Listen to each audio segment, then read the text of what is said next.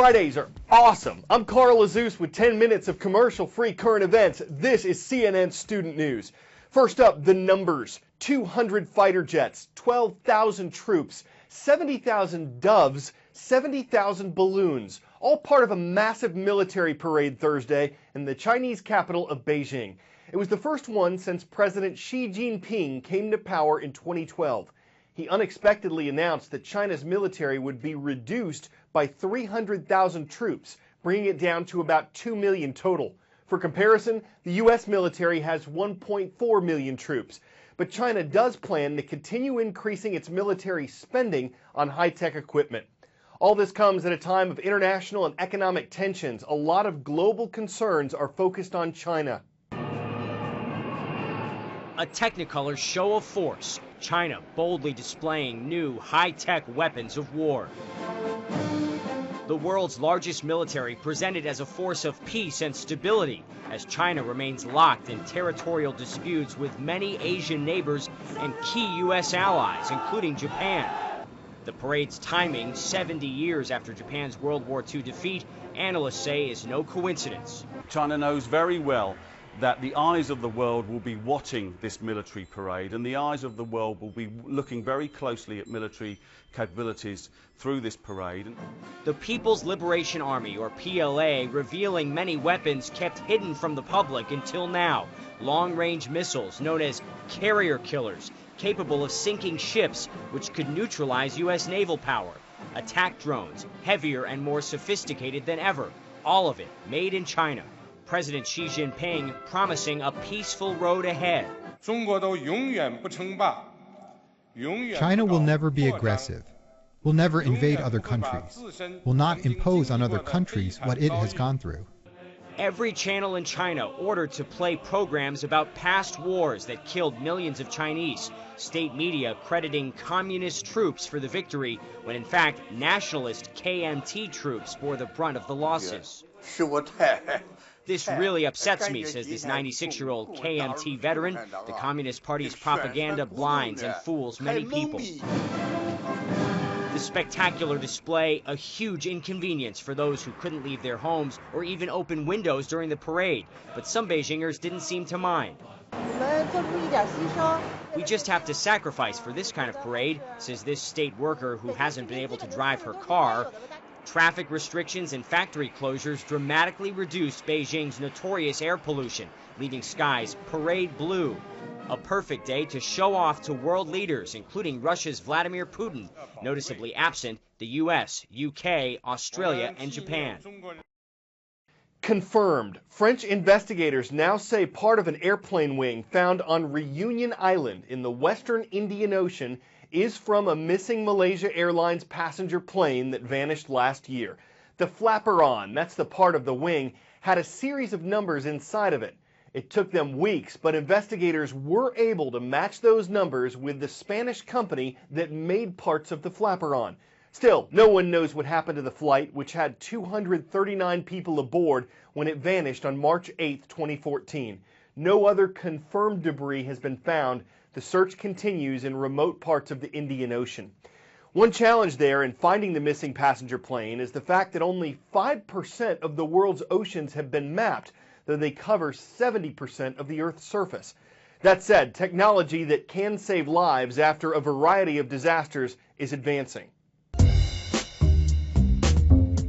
This ape-like, simian-inspired four-limbed robot, developed at NASA's Jet Propulsion Laboratory, JPL, is groundbreaking and built for disaster response. So being able to send something like RoboSimian into a disaster environment means that we could go into a situation in which it was simply too risky to send a human and do something. Things that a human would be able to do, but couldn't because of some sort of risk.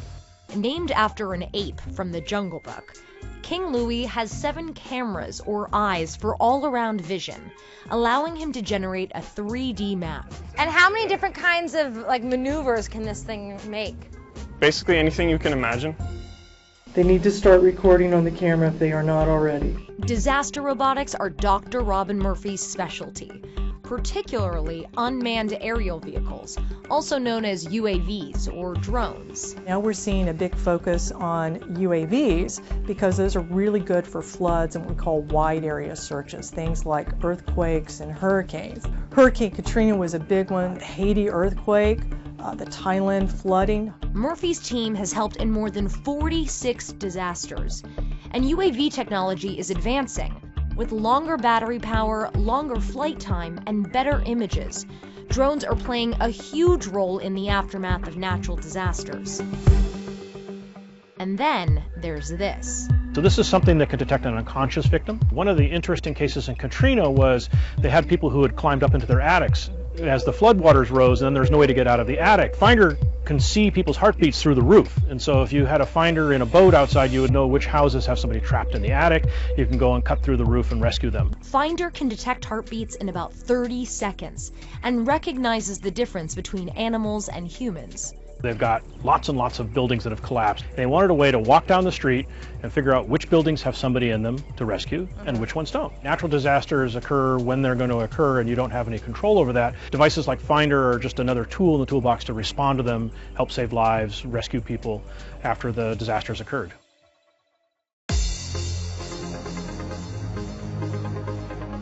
Continuing our cross-country call-out of all 50 states and adding yet another international school to our roll call. In Belfield, North Dakota, the Cougars are on the prowl. Hello to everyone at Belfield High School. In Berryville, Virginia, it's the Eagles up next today. Good to see Clark County High School is watching. And in Barendrecht, a town in the Netherlands, thank you for making us part of your day at Dalton Lyceum Barendrecht. When the defending champion New England Patriots open their regular season against the Pittsburgh Steelers next Thursday, quarterback Tom Brady will likely take the field. That's significant. The National Football League had suspended the Patriots quarterback for 4 games and punished his team after something strange was noticed during last year's AFC Championship game that the Patriots won. All 11 of the Patriots footballs were underinflated in the first half. But Tom Brady fought the NFL in court, and yesterday a judge tossed out Brady's suspension. The ruling was not about whether he deflated the footballs or knew about it. The judge ruled that the NFL didn't treat Brady fairly in its investigation and that it went too far in suspending him. The NFL is appealing the decision. With Brady expected to play on September 10th, Patriots tickets have shot up in price. On average, a merino sheep yields about 11 pounds of fleece when it's shorn. That takes about 3 minutes to do. This took longer. Just outside the Australian capital of Canberra, a sheep was discovered that apparently had never been shorn. That's dangerous for sheep. It was hard for him to walk. So a champion sheep shearer volunteered to give him a haircut. Took 42 minutes and yielded an unofficial world record of 89 pounds of fleece.